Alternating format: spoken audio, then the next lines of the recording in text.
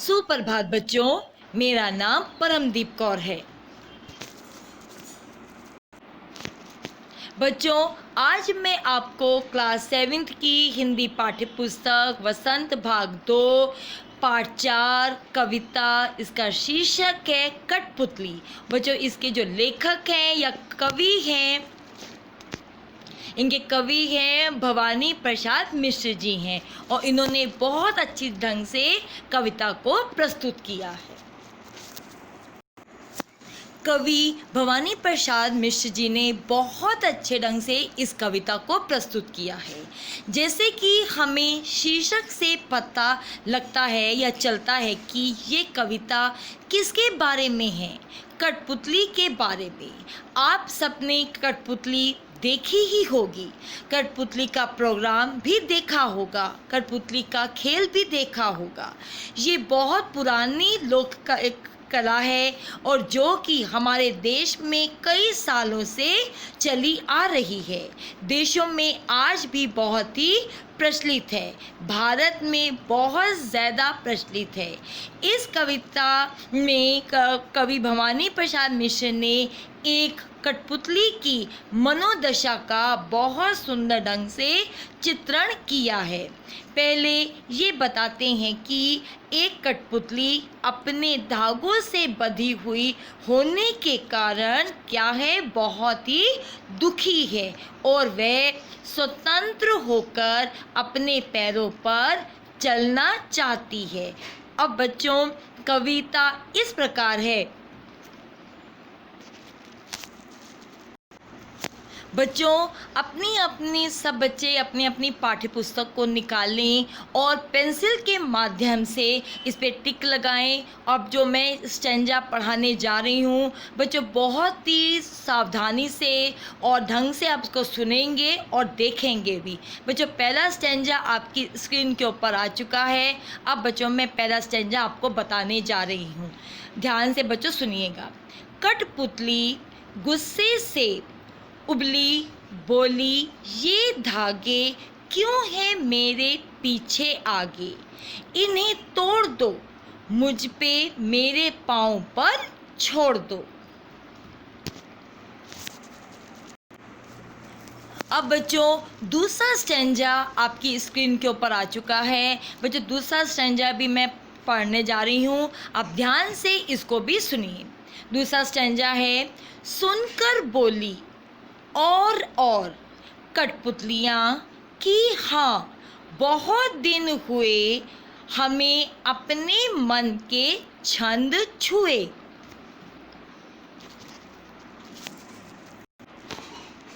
अब बच्चों, आपकी स्क्रीन के ऊपर तीसरा स्टैंजा और अंतिम स्टैंजा आपकी स्क्रीन के ऊपर बच्चों आ चुका है।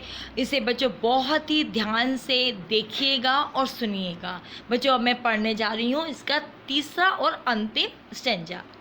मगर पहले कठपुतली सोचने लगी, ये कैसी इच्छा मेरे मन में जगी। अब बच्चों, मैंने ये 3 स्टैंजा आपको मैंने पढ़ा दिए हैं। अब बच्चों, एक एक करके मैं इनके अर्थ मैं बताऊंगी कि कठपुतलियाँ क्या कहना चाह रही हैं। बच्चों, अब मैं पहले स्टैंजे का आपको प्रसंग और अर्थ बताने जा रही हूँ। बच्चों, इसको बहुत ध्यान से सुनिएगा। इसका प्रसंग है, प्रस्तुत पंक्तियाँ भवानी प्रसाद मिश्र द्वारा रचित कठपुतली नामक कविता से ली गई है। इसमें कवि ने डोरियों से बंधी एक कठपुतली के स्वतंत्र होने की इच्छा को प्रकट किया है। बच्चों, अब इसका अर्थ इस प्रकार है। कवि कहता है कि कठपुतली अपनी इस गुलामी से बहुत गुस्से में है और कहती है कि ये धागे मेरे शरीर के आगे और पीछे क्यों बंधे हैं, तुम इन्हें तोड़ दो, अर्थात मुझे आज़ाद कर दो, मुझे मेरे पाँव पर स्वतंत्र होकर चलने दो। मतलब कि वो अपनी इच्छा को प्रकट कर रही हैं। कौन? कठपुतलियाँ। कि जो मेरे हाथों पे जो धागे लगे हुए हैं उसे तोड़ दो, उसे मुक्त कर दो, ताकि मैं अपने पैरों पर स्वयं चल सकूं, अपने पर मैं निर्भर हो सकूं। मुझे किसी के सहारे की आवश्यकता नहीं है। मेरे शरीर पर जो भी ये धागे बंधे हुए हैं उसे छोड़ दो, ताकि मैं अपने आप को स्वतंत्र महसूस करूं और अपनी मैं इच्छा को ये मैं प्रकट करना चाह रही हूं कि मुझे स्वतंत्र होने का पूरा अधिकार है। तो इसलिए मुझे किसी की गुलामी पसंद नहीं है। इसलिए वो क्या हो रही है? गुस्सा हो रही है कि मेरे जो शरीर के ऊपर जो मेरे हाथों पे जो धागे बंधे हुए हैं उनको भी तोड़ दो, उसे छोड़ दो, ताकि मैं स्वतंत्र होकर अपने पैरों पर मैं चल सकूं। इसका भाव है कि कठपुतली के स्वतंत्र होने की या इच्छा प्रकट कर रही है, या कठपुतली अपने आप को स्वतंत्र करना चाहती है। वो उसके मन में जो भाव हैं वो प्रकट करना चाहती है कि मुझे ब्रह्म की स्वतंत्र होने का पूरा अधिकार है। वो अपनी इच्छा को प्रकट करना चाह रही है।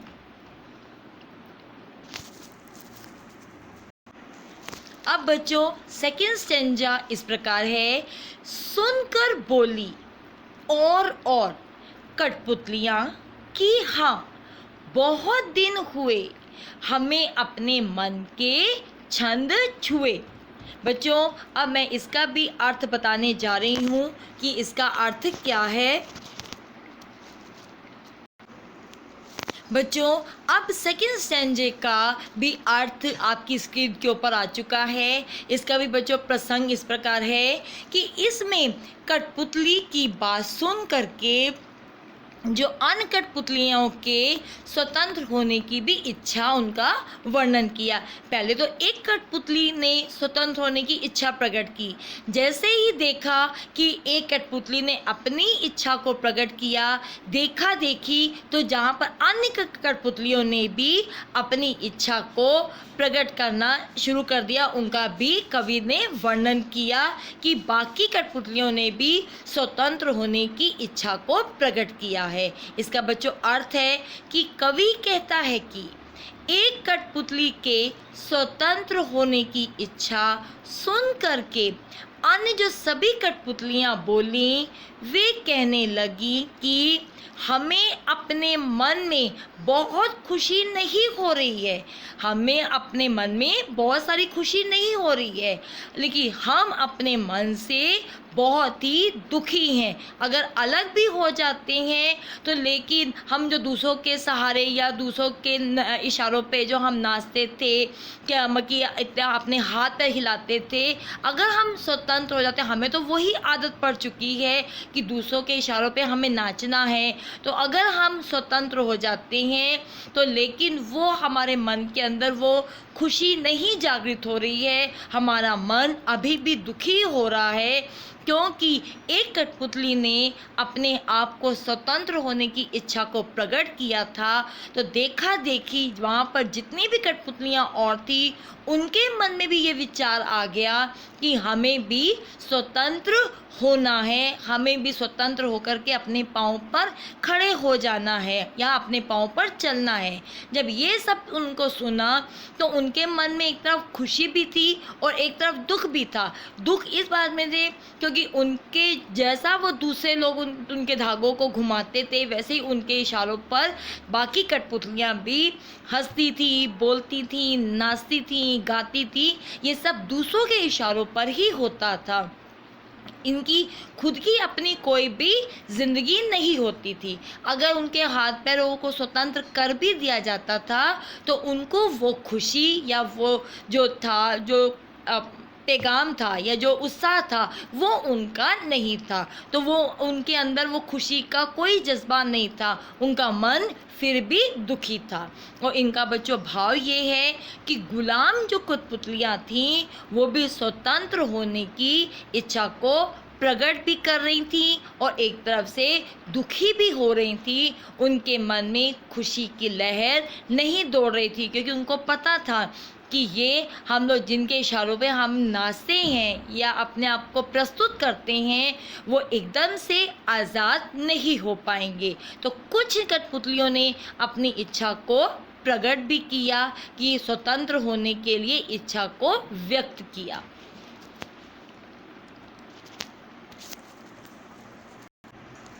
अब बच्चों आपकी स्क्रीन के ऊपर तीसरा और अंतिम जो चरण है या पैराग्राफ है या तीसरा स्टैंजा है बच्चों, वो इस प्रकार है। मैं बच्चों पढ़ने जा रही हूँ, उसको ध्यान से सुनिएगा।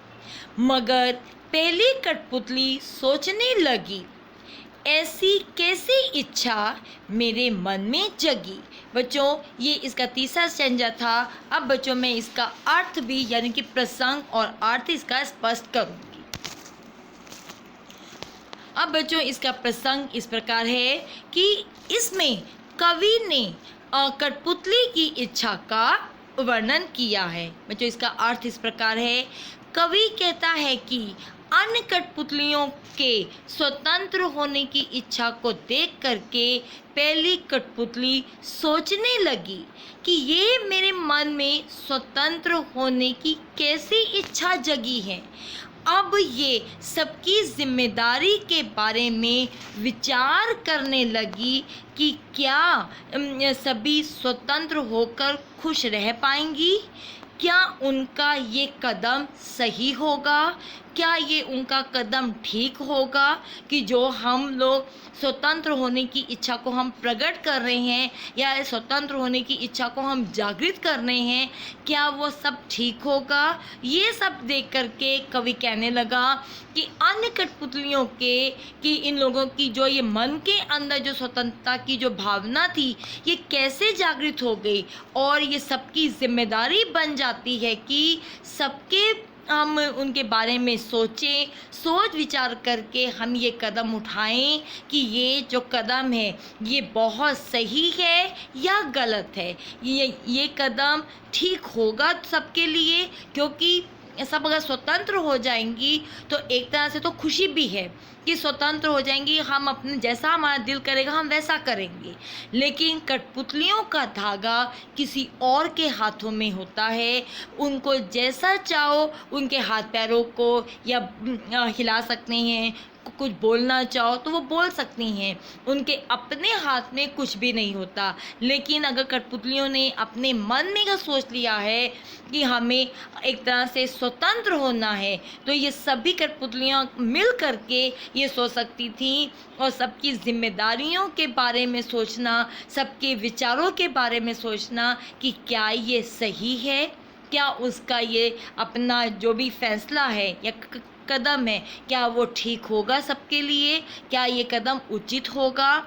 ये सब सोच करके कठपुतलियों के मन में थोड़ी सी भी खुशी पैदा नहीं हुई, क्योंकि वो लोग सोचती थी कि क्या ये सही फैसला है या क्या ये गलत फैसला है। उनके मन में ये विचारधाराएं चली आ रही थीं।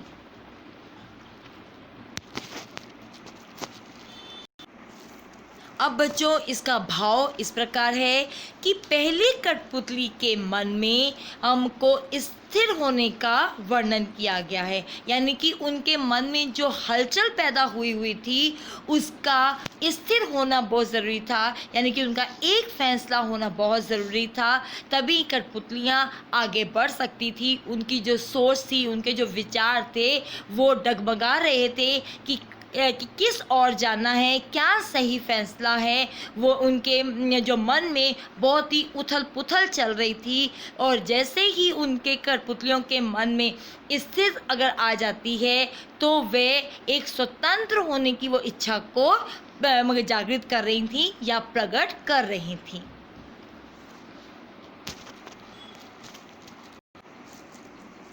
इस कविता में कठपुतली स्वतंत्रता की इच्छा से स्वयं अपनी बात व्यक्त कर रही है। इसमें समक्ष स्वतंत्रता को साकार बनाने वाली चुनौतियां हैं। धागे में बंधी हुई कठपुतलियाँ पराधीन हैं। इनसे दूसरों के इशारों पर नाचने से दुख होता है। दुख से बाहर निकलने के लिए एक कठपुतली विरोध कर देती है। वह अपने पाँव पर खड़ा होना चाहती है। उसके बाद सभी कठपुतलियों को अच्छी लगती है। मतलब एक कठपुतली की बात सभी कठपुतलियों को बहुत ही अच्छी लगती है। स्वतंत्र रहना कौन नहीं चाहता, लेकिन जब पहली कठपुतली पर सबकी स्वतंत्रता की जिम्मेदारी आती है, वह सोच समझकर ये कदम उठाना ज़रूरी समझ लेती है।